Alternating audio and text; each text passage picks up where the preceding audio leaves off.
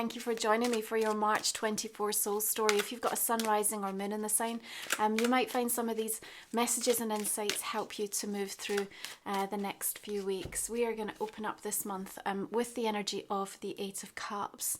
Sometimes there are catalysts that come along, and it may be because we find it difficult to know the right time or what the next right move is meant to be, and that kind of almost divine intervention takes place. And with the overarching influence of the lunar eclipse in your sign for March, it's certainly going to be an experience for you that is kind of up close and personal, right?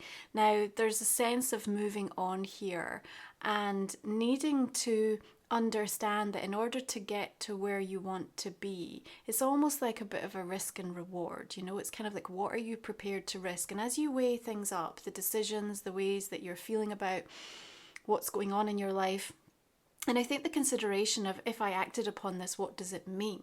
And you may have a feeling that you're kind of looking ahead into somewhat of a void, an unknown, and that you can't move through this experience with the full amount of trust or certainty that you would like. And yet nonetheless, you're sort of being asked through the month of March to do just that, to trust in some sense of being able to let go, to move on, to walk away with this Eight of Cups. It may have already happened, and this is the sort of the month of action for a thought or a consideration that you've been deliberating over for some time. It may come in quite unexpectedly because we have that influence of the eclipse showing up. But I think, it's important for you as you sort of move into this new month not to dwell on the disappointments, because they're not really the end of the story. And there's quite a lot that this month wants to show you. And it's like, if we're not careful, we can kind of be reminiscing or dwelling too much over something that's occurred or something that's happened, and sort of miss the things that are right in front of us and want our time, energy and attention. Now, the beginning of March, we see Mars squaring with Uranus on the 9th as Mercury shifts into Aries.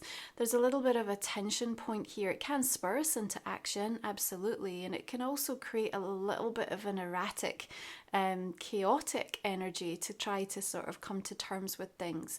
I think the King of Swords can be helpful because we see this thread that he's holding, and it's almost like untangling something. So I think somebody will help you to untangle your thoughts and feelings, perhaps about a situation that's creating that Eight of Cups, or has already got you in the motion of what that means for you.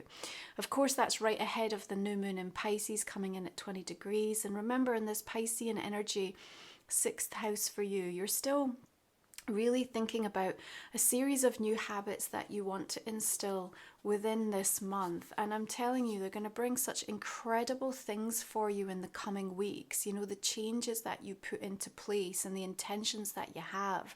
The King of Swords is also coming through for you personally with a kind of crystal clear clarity and also a mastery, because it steps forward in King energy. So there is a sense of, February was intense, a lot came to light, a lot landed for you. You're, still in thoughtful reflection about what that means, but it's definitely put you in a place of getting super clear about some priorities that now need to be addressed and what that's going to take. And this is where we come back again around this sort of risk and reward. Now, I think the new moon in Pisces on the 10th is going to be a good time to just almost like play out all the possibilities, and even in your mind experiment with the ideas of, what if I did this? Where would it take me? How would I feel? And almost trying to embody the fullness of that experience so that you can get a clearer sense almost energetically, kind of how you truly feel about something, especially if you're really on the fence or you think you're just unsure.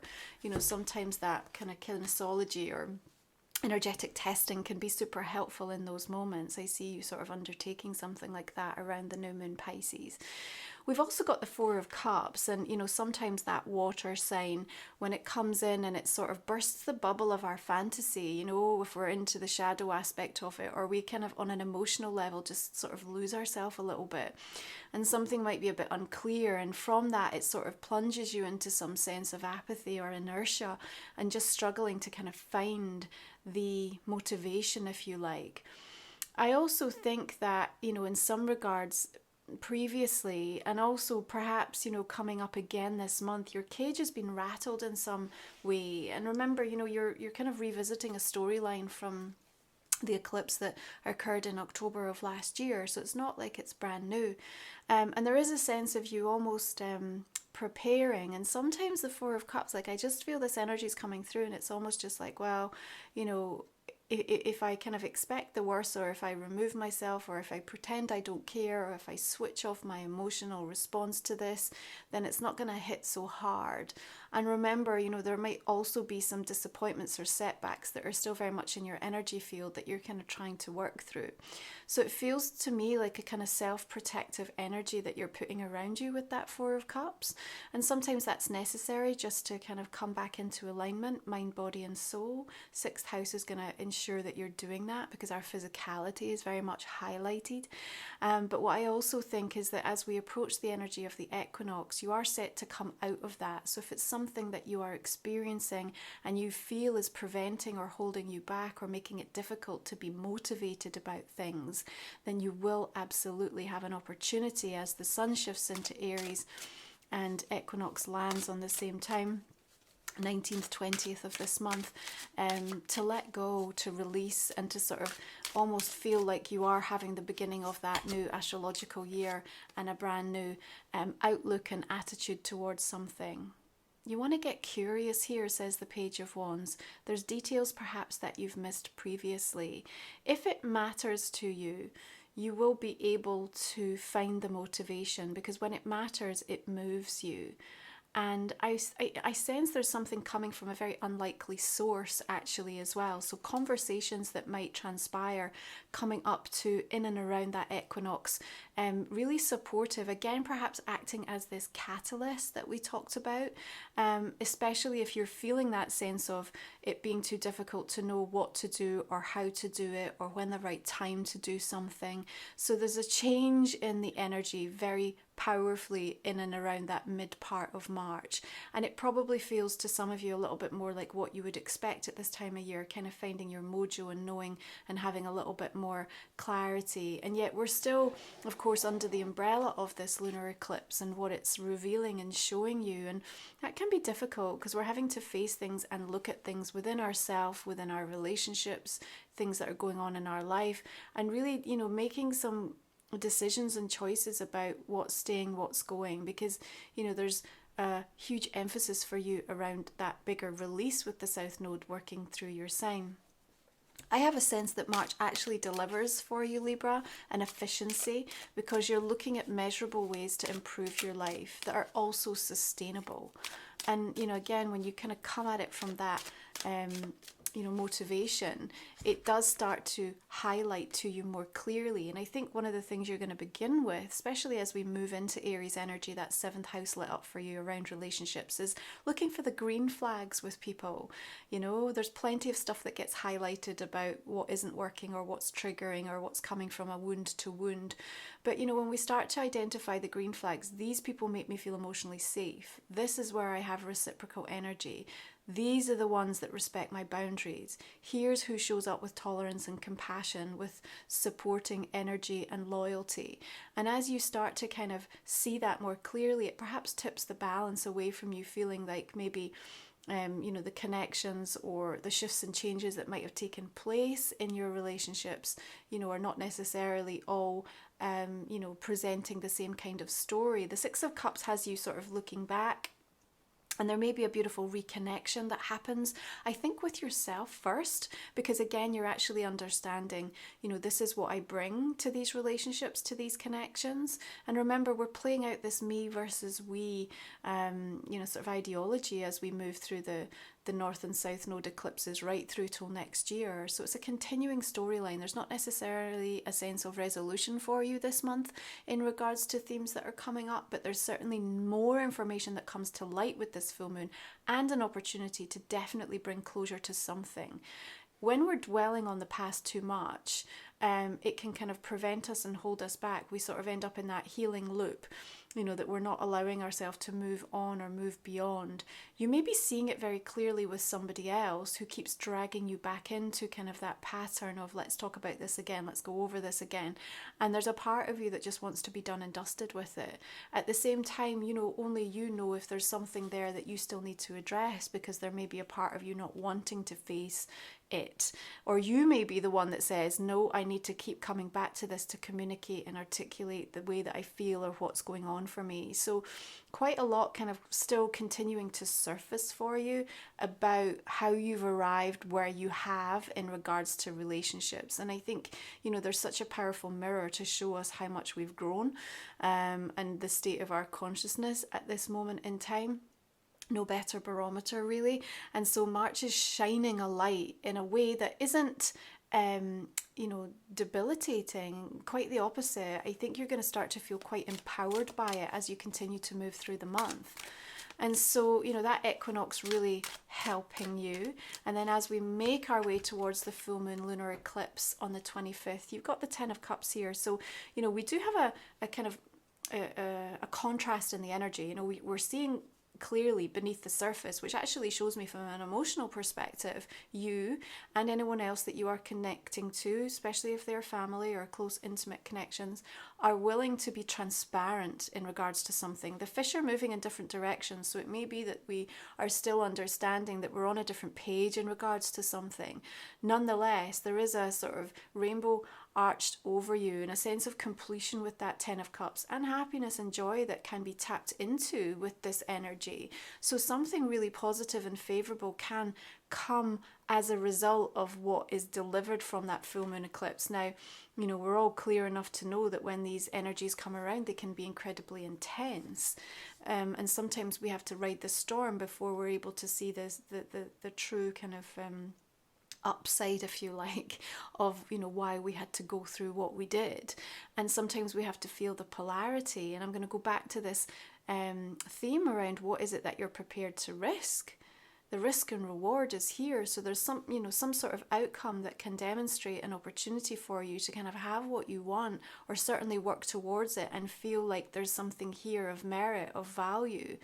And yet along the way, it's undoubtedly true that we will kind of come up against a few cracks in the road, and they will have to be addressed in order to be able to move forward. So whether this is coming in on a romantic sense, or whether you're dealing with a relationship at work or a friendship, it doesn't matter how it's showing up. The key themes of what you're meant to be working on will highlight themselves through the course of this month, and they're all tied into the degree that you're going to start to see things move with more flow and ease in your life. So it's an opportunity to kind of look around you and say, well, what feels stagnant, or what is really stuck at the moment, and what are the relationships connected to that experience, and what's going on with them, and what's going on with how I feel about those relationships. Okay, Pallas Athena, the asteroid goddess, on the 29th is going to go retrograde in Sagittarius. So here we are looking at the big picture, but we have to kind of look before we leap. We want to perhaps rethink a bigger plan,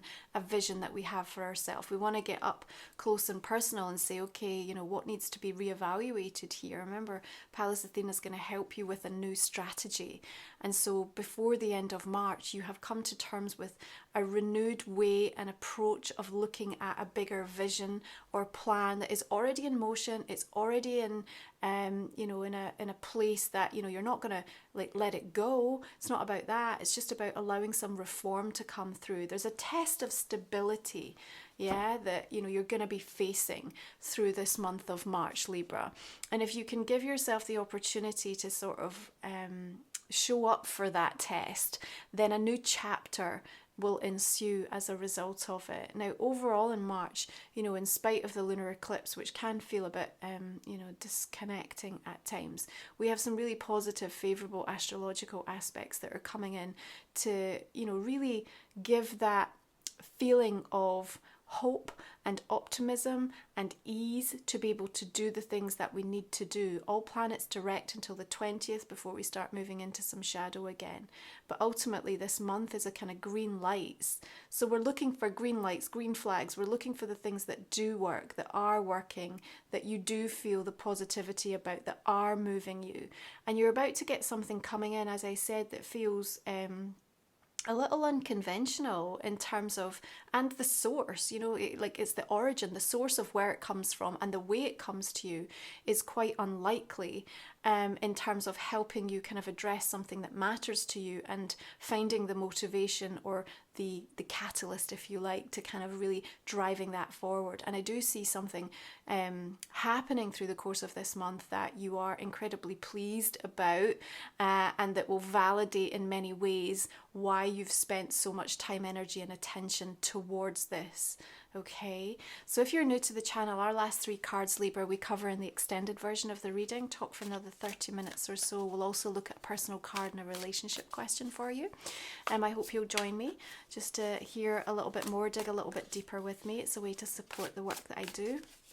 I'm going to go ahead and just clarify these cards and see what else wants to surface for us in the direction we'll be taking this. 7 of Pentacles and the Devil. King of Swords, we've got the Tower and the 2 of Pentacles. There's some of that, you know, flux energy coming in a little bit more. Another King of Swords might be an important air sign you're also dealing with, although I have a sense this is just about you and how you're expressing yourself, and actually quite like that King coming in, especially over the 4. Again, you know, advice and counsel coming in powerfully for you. We've got energy of strength and the Lovers. What about the 6 of Cups? Queen of Coins. We've got the Hermit. 10 of Cups. 4 of Wands. Lovely. And the 10 of Wands. And the Star. Okay.